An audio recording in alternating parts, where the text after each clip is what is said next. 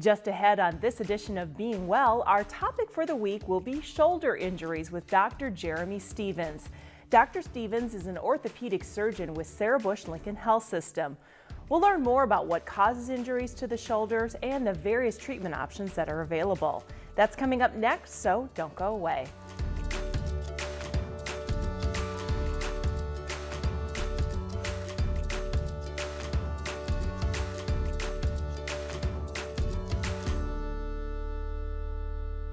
Well, I'm so pleased that Dr. Jeremy Stevens is here to talk to us about shoulder injuries. That's kind of an area that you sort of specialized in your practice? Yeah, I did a general orthopedic residency, but I did a fellowship in sports medicine, which is arthroscopic surgery, and a lot of that has to do with the shoulder. Okay, so you're kind of our shoulder guy, and you've brought some models, so we're going to learn all about shoulder injuries today.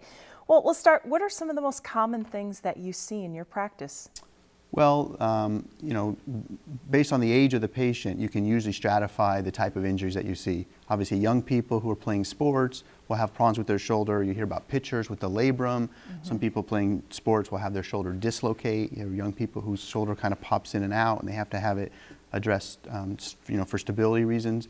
Then there's that kind of, you know, sort of weekend warrior, or people who head into their 40s who get kind of shoulder pain after activities. Maybe they painted the house and they get some pain. That's usually that bursitis or tendinitis, what medical professionals will call impingement syndrome.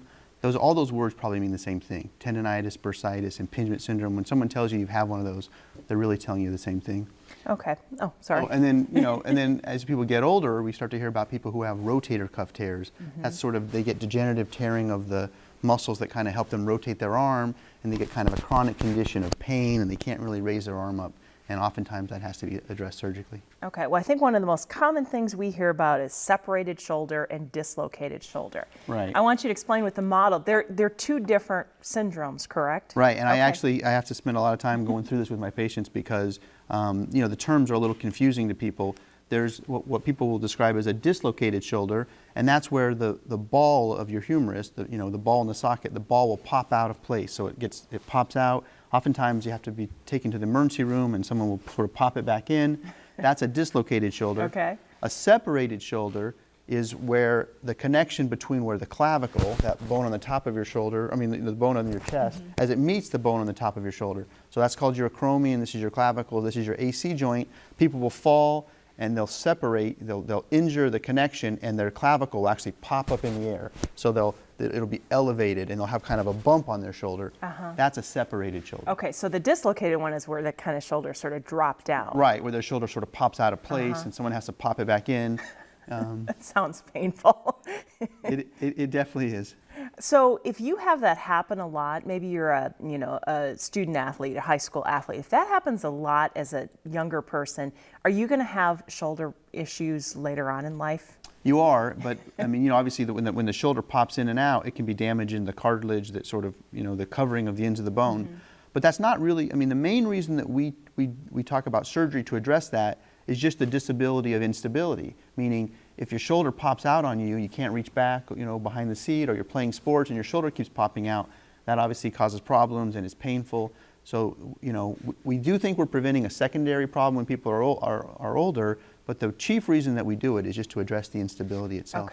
Okay, so at what point do you need to see your doctor about shoulder? I mean, when does it go from just like a little bit of discomfort to this could be something a little more serious? Yeah, I mean, honestly, I think that's a tough thing. I think everyone has a little different threshold of how much sort of pain they're willing to tolerate. You know, I think, you know, as people get older especially, we all have these, you know, where for a few weeks your shoulder is sore, maybe you were wallpapering your kitchen or something and it was a little sore. You know, I think most people, you know, a sort of reasonable thing to do is rest your shoulder, you know, maybe take 10 days or 2 weeks of anti-inflammatory medicines. I tell people to take like, you know, 200 or 400 milligrams of ibuprofen, you know, after breakfast and after dinner with a little bit of food, and, you know, and see if it will just kind of quiet down. I think if it's persistent or if it's even getting worse over time, then that's when you might want to think about talking to your primary care physician. Okay. And then, you know, the primary care physicians, you know, sort of decide, you know, maybe that they might start the workup, maybe do x-rays. They might decide from then who needs to go on and see an orthopedic surgeon or who they can kind of manage. Okay, well, we're going to get into, what a treatment plan might be, but I had read that the shoulder joint is actually the most movable joint in our body. Is that true? Yeah, that's true. Okay. So your shoulder has the most degrees of freedom. You can move it the most. It's a ball and socket joint, the same as your hip, but because the socket doesn't cover the ball as much, there's a lot more freedom. So you can move your shoulder in a lot more, you have to do more motion. That's, obviously good, for sports and activities. If you're a pitcher, if you can reach back a little bit, you can get a little more on your fastball. That also can cause problems because, when your shoulder is pathologically loose, if it starts to go from, it starts to be what we call unstable. So if it starts to kind of slip out of place or frankly dislocate, then obviously that's a problem. Okay. So how come, is it because of it can move so much, that's why you can dislocate your shoulder so much easier than you don't hear people dislocating their hip as much? Right, because like I was saying, the socket in the hip covers a lot of the ball, so it's very stable. The stability comes from the bony architecture. In your shoulder, the stability of your shoulder doesn't really come from the shape of the bones, it comes from the connection of the ligaments and the capsule, kind of all the soft tissues that hold your shoulder together. And those can be injured, and then people can have problems where their shoulder is too loose or sort of unstable. Okay, so let's talk about the tissues that kind of hold this all together. We got muscles, tendons, and ligaments. Can you kind of explain the difference, and are injuries to one or the other worse? Right. So when a muscle attaches to a bone, we call that a tendon. When it's ligament to ligament connection, we call that. When it's a bone to bone connection, we call that a ligament. Okay. So in your shoulder, you have a labrum, which is kind of a circular cartilage that goes around the socket that helps with stability. You have the lining of the shoulder itself, that's called the capsule. And then you have muscles from the front and the top and the back that sort of form a cuff of tissue that holds the shoulder in place. That's the rotator cuff. Okay. And obviously people hear about the rotator cuff because they injure it. The name is related to the fact that those muscles sort of help you move your shoulder around, internally and externally rotate your shoulder. Okay. So can you do certain exercises to strengthen some of those muscles and make that less prone to injury? Well, I'll sort of say yes and no. Okay. What I mean by that is, there are pitchers who go through a regimen where they sort of strengthen those shoulder stabilizers and they are less prone to injury. So in that regard, I'll say yes.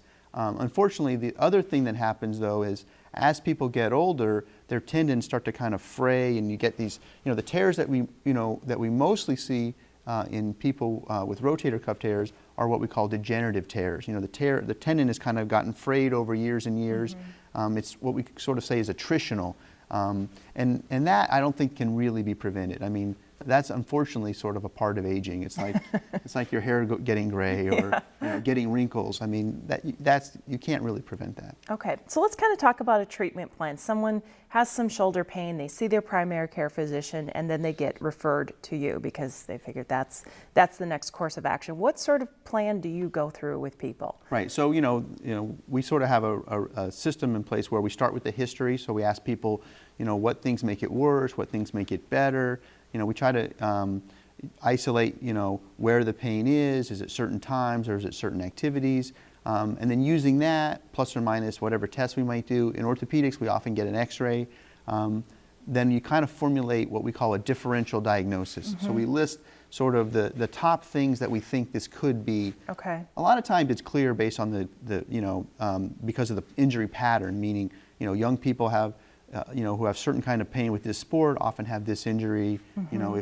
If someone is 45 and has a little bit of pain when they lift their arm up, it's probably that impingement syndrome, which is sort of bursitis, tendonitis that you hear about.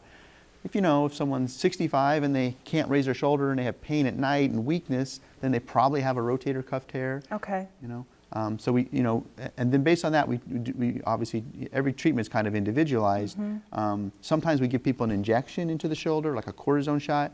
If we think it's bursitis or tendonitis, that has two benefits. One is that it might shrink down the swelling in the shoulder, so it might just feel better. It can also be diagnostic. What I mean by that is if we give somebody an injection into the bursa, we say into the shoulder, but we really give it into that bursal space. Okay. If we give someone an injection into the bursa, and their pain gets better, then in retrospect, we say, well, your pain was coming from the bursa, so you had bursitis. Okay. So it can also help us figure out, it can be a treatment, but it can also be diagnostic. Okay, so you know, you hear sometimes the athletes getting a cortisone shot so they could go in and play the game. Right. Does the cortisone, does that just mask the pain, or does it really decrease the inflammation? Right. Well, it actually decreases the inflammation. Okay. You know, cortisone has, I think, you know, it sort of has, you know, cortisone and steroids. People hear a lot of things about those, and it kind of has a bad reputation. Most of the bad things you hear about steroids or cortisone or prednisone are related to either anabolic steroids, which are sometimes misused, or the side effects of the pill, prednisone, that people take that has systemic effects. You know, people are on it for years and years, and it can have a lot of side effects. To have an injection into, you know, your bursa or your ankle or your knee once or twice probably doesn't really have any of those effects. Okay. It's supposed to, if your joint is inflamed, it's supposed to kind of quiet it down. Okay. You know, I've had a couple injections into my ankle because I have an arthritic ankle, and you know, I definitely think it's safe. You know, there's a point where people start to have them over and over and over again, and then we have to question, you know, is that really the right management for the person? So at what point do you kind of go, well, we've done all this, now it's time for surgery? Yeah, I mean, you know, obviously, you know, every problem is different. You know, some problems, you know, the first thing we do is surgery. You know, you have a certain fracture and you need to have it fixed. Some people have a condition that's really more of a painful condition, and they could, you know, they could maybe have surgery if they, you know, to relieve the symptoms, or they could just live with it. You know, somebody has you know, an arthritic shoulder, you know, and you know, they could have a surgery and have it replaced, and you know, have less pain, if they're willing to, you know, go through the, you know, the recovery, and if they're willing to take on the risks of surgery, or they could just live with it. You know, so I think, you know, when we're going to treat and when we're going to leave people alone, and you know, it has mostly to do with, you know, what they're looking for expectation-wise. Okay. So what sort of things, and maybe you can bring out the models again, when you're doing surgery, say rotator cuff surgery, what are you actually fixing? Okay. If you can present that in, you know, non-surgical terms to us non-doctors. Right. So when we say someone has a rotator cuff tear, what we're saying is that the muscle that, you know, that sort of attaches onto the humerus through the tendon is detached. So the tendon is pulled off the bone. It's kind of, you know, it's not connected anymore. And the surgery is to go in and we put little kind of, you know, screws. It can be metal, or nowadays they're little plastic screws. They're anchors. We anchor them to the bone, and then they have sutures, and we pass those through the tendon, and we literally tie down. We kind of hold down the tendon. Okay. And then your body has to heal that tendon. You know, it has to heal the tendon back to the bone. Originally, you know, when this was first done, this had to be done through an open incision. We had to make an incision and you know, go through your deltoid, that muscle, the bigger muscle of your shoulder, to get in there. Nowadays, we do that mostly through the camera. So we make a couple poke holes, and through one of those little poke holes we put the camera, and through the other little poke holes we kind of work using these long instruments that we work from the outside and kind of anchor down the tendon. So I would imagine that you have less recovery time when you can do it that way versus an open cut, or? Well, you have less, you know, you definitely have less pain, and there's probably a little bit less scarring, so maybe you get your motion a little quicker. You know, unfortunately, we're also limited a little bit by the actual biologic time of healing. Like, you know, no matter how we attach the tendon down, there's a certain amount of time that it takes for the tendon just to heal back to the bone. And that really isn't changed whether it's done open or arthroscopically. Okay, so what kind of recovery time average for a person who has rotator cuff surgery? Are they? So most people are in a sling for probably, you know, 4 weeks or so, and most people have to go to therapy for 3 months. It probably takes people about 6 months to be mostly recovered. Okay. And I tell people they won't really feel, you know, they won't sort of forget about their shoulder for maybe a year. Wow. Yeah. So what about, okay, you know, we can replace hip joints. Can you replace shoulder joints? You can. Okay. You know, it's the same idea that if, you know, if you have an arthritic knee, you can have a knee replacement. If you have an arthritic hip, you can have a hip replacement. If you have an arthritic shoulder, you can have a shoulder replacement. I think we see less of them for a couple reasons. One is because, you know, shoulder arthritis is less common. You know, we're not walking around on our shoulders, so we just don't see as much of that. The other thing is people are often more willing to tolerate pain in their shoulder because they can still walk around and do things. Right. Where sometimes if your hip hurts or your knee hurts and it prevents you to be able to walk around, you know, that gets to a point where people aren't willing to tolerate that. So you definitely can have it replaced. I actually like to do those replacements, and the results I think it's a very satisfying surgery. But there are just less people. You know, you're going to meet a lot more people who've had a knee replacement than had a shoulder replacement.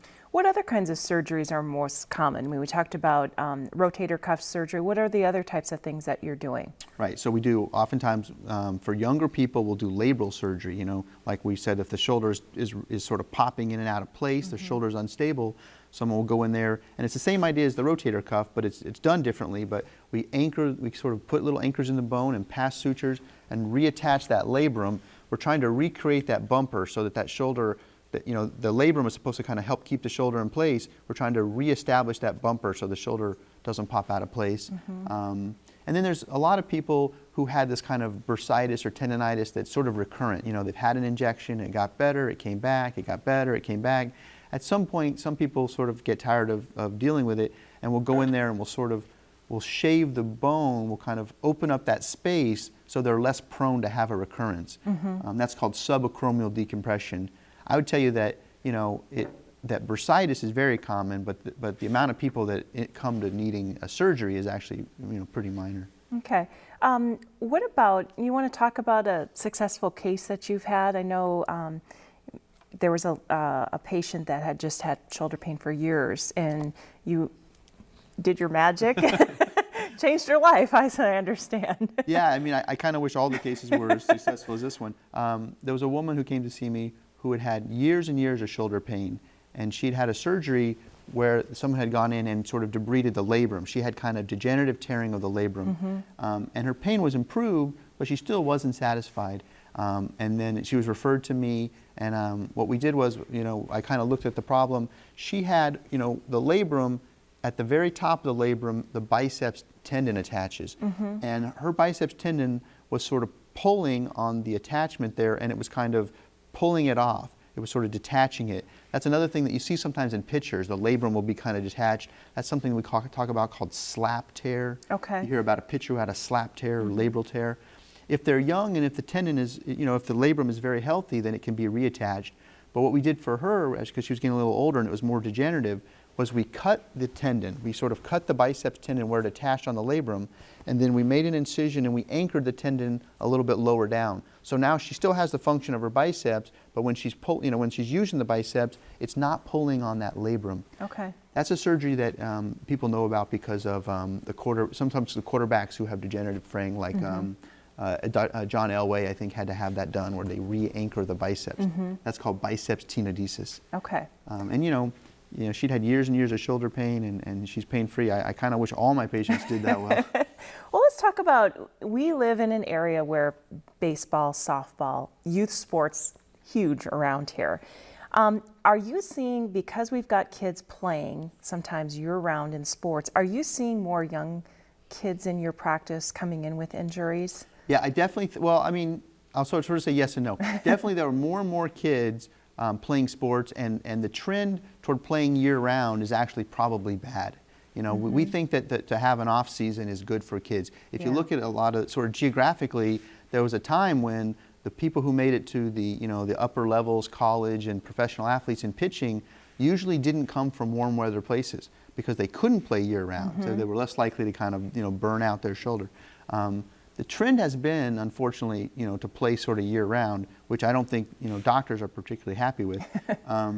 But on the other side, I do think there's been more of a recognition about, the coaches and trainers and even parents now are sort of a little more protective of their kids. There's people start to kind of keep track of innings and pitch counts, and maybe we don't like to see people throw consecutive days.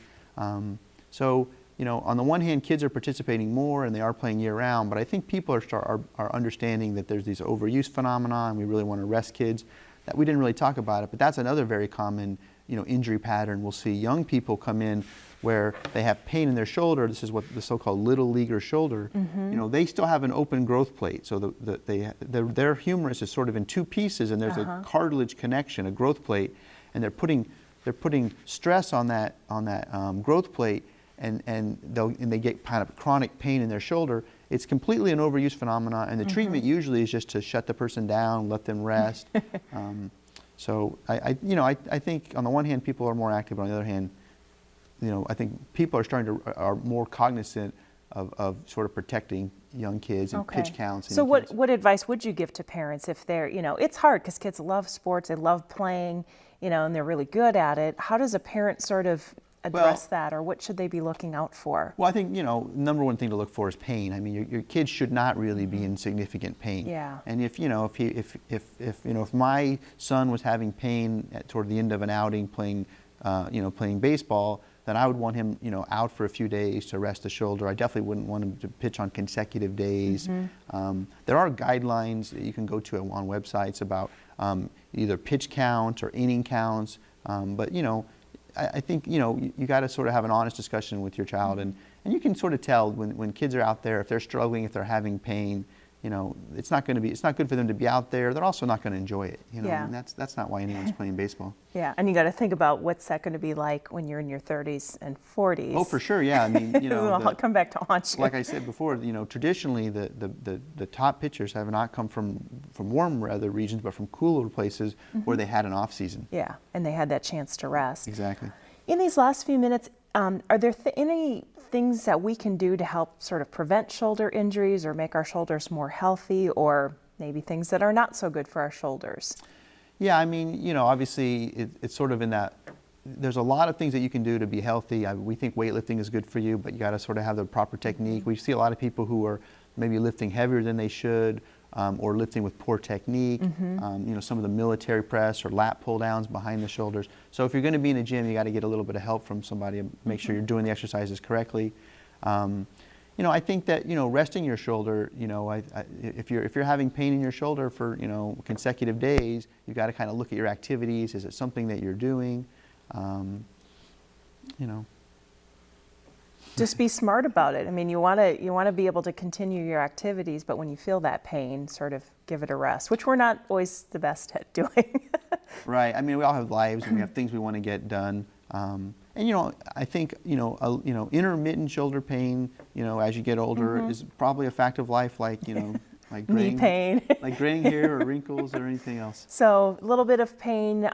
You recommend some Advil, maybe ice or heat. I should ask that. If you got a little shoulder pain, which is better? Yeah, we tell people to ice their shoulder. Okay. Especially after activities. You'll see that sometimes in sports when the pitchers come off, they're icing they've their got elbows. they got the ice. What they're trying to do is they're trying to decrease inflammation. And inflammation is really what's kind of the cause of that initial pain? Yeah, if you're injuring yourself, your body sends these cells, this inflammatory response to the area to try to help with the healing. So in one way that's good, but that swelling can also cause pain and stiffness and slow people's recovery. So a lot of times after surgery, we'll send people home with like an ice pack on their shoulder because we're trying to keep down the inflammation, decrease the swelling. All right. Well, Dr. Stevens, thank you for stopping by, being well. Lots of great information. And thank you for having me.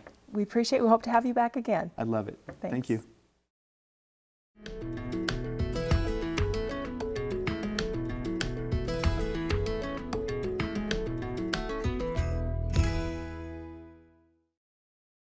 How do you start running if you've been a couch potato? We talked to a trainer who can tell us what to do and how to stay injury-free in the process. Here's Holly Furfer with more. Douglas Mogul is new to running, but he's decided to do a 5K race. Learning to run actually starts with a lot of walking. Trainer April Berkey says you walk a little, then jog a little. 3 days a week, and especially to start, maybe 15, 20 minutes a day of a walk-run combo. Mogul doesn't really like to run, but he's committed. It's still something that I find to be a little bit boring. Headphones help, or running with a partner helps a lot. Berkey says new runners also need a running plan. Go online and search for Beginning 5K Training Program. This tells you how often and how long to walk and jog each week. It's going to help prevent injury, make sure you're not doing too much. Because working out too hard and too fast is one of the biggest mistakes new runners make. You also need a good pair of running shoes, and if you can spring for it, a heart rate monitor. It's tough on the body to always run on hard streets or sidewalks, so find softer surfaces when you can. Give yourself a couple of months to train and get to the point where you run during your whole workout. For today's Health Minute, I'm Holly Furfer. A new study found a growing number of Americans are skipping needed medical care because they can't afford it. The Commonwealth Fund survey found 80 million people didn't go to the doctor or access other medical services last year because of the cost. That's 5 million more than 2 years ago and 17 million more than in 2003. Those who were uninsured or had inadequate health insurance were most likely to have trouble affording care. The numbers are expected to improve as more health care reform provisions take effect in 2014. A new warning from the FDA over an ingredient commonly found in dietary supplements. The stimulant is known as DMAA. It's promoted as a natural way to enhance athletic performance and speed up weight loss. The agency says DMAA can cause increased blood pressure, shortness of breath, chest tightening, cardiovascular problems, and even heart attacks. The FDA has received reports of 86 illnesses and deaths associated with products containing DMAA. Take a deep breath because America's air is getting cleaner. That's coming from the American Lung Association's annual State of the Air report. It's based on EPA findings for 2009 through 2011. The report shows the 3 types of air pollution it tracks. Ozone, short-term, and year-round particle pollution have all declined. The American Lung Association's CEO credits the Clean Air Act with reducing pollutant levels. Thanks for watching this episode of Being Well. Join us online anytime at youtube.com/WEIUTV. Here you can view current as well as past episodes. Just look for the Being Well playlist and select the program you'd like to watch. We'll see you next time.